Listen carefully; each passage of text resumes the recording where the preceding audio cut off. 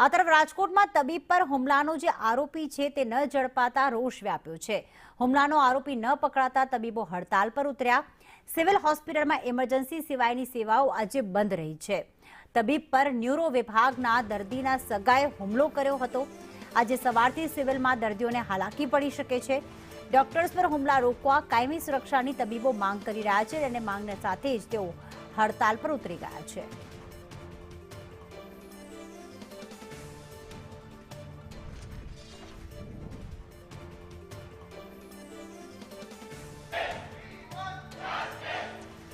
Rajkot civil હોસ્પિટલના ડોક્ટરો આજથી હડતાલ ઉપર છે। દર્દીના સગા દ્વારા ન્યુરો સર્જન વિભાગના એક ડોક્ટર ઉપર હુમલો કરવામાં આવ્યો હતો। આ હુમલાની ઘટના બાદ ન્યાયની માંગણી સાથે ડોક્ટરોએ વિરોધ પ્રદર્શન કર્યું હતું।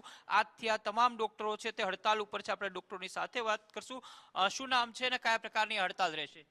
મારું નામ ડૉક્ટર નિકુંજ પ્રજાપતિ છે। એનેસ્થેસિયા ડિપાર્ટમેન્ટમાંથી છું।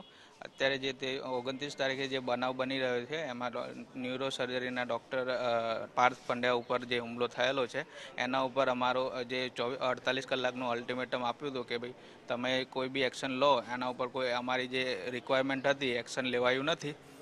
તો હવે અમે આજથી સ્ટ્રાઇક પર જઈએ છીએ। બધી નોન એમરજન્સી સેવા બધી અને ઓપીડી સેવા અને વોર્ડ સેવા બધી અત્યારે સ્થગિત કરવામાં આવે છે જ્યાં સુધી આ પગલાં નહીં લેવામાં આવે ત્યાં સુધી। શું કહેશો, શું માંગણી છે? આરોપી પકડાયની માંગણી છે, માફી માંગેની માંગ છે કે સુરક્ષાની માંગ છે? ટોટલ અમારા એસોસિએશન દ્વારા 4 માંગણીઓ નક્કી કરવામાં આવી છે। સૌથી પહેલું કે આરોપી પોલીસ કમિશનર દ્વારા આરોપીને ગિરફ્તાર કરો, એ આરોપીની મીડિયા સામે અને લાઈવમાં માફી મંગાવો। પછી જે સિક્યુરિટી કંપની છે એને સસ્પેન્ડ કરો, અને ચોથું જે આરોપી છે એનો PM જયવાડ કાર્ડ કેન્સલ કરો। આ 4 માંગણી અમારા દ્વારા નક્કી કરવામાં આવી છે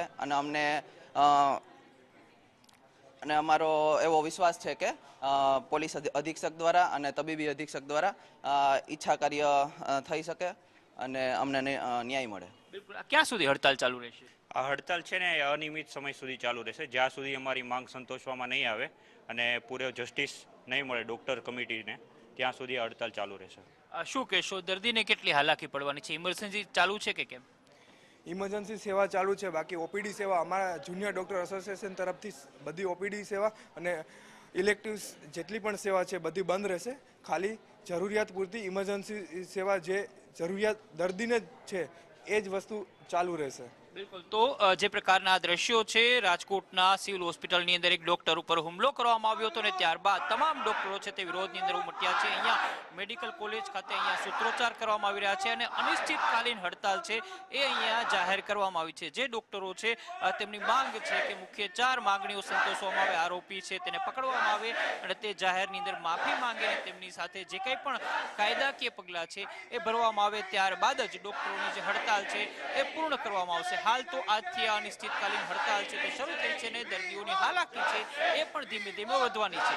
કેમેરામેન વિપુલ બોરીચા સાથે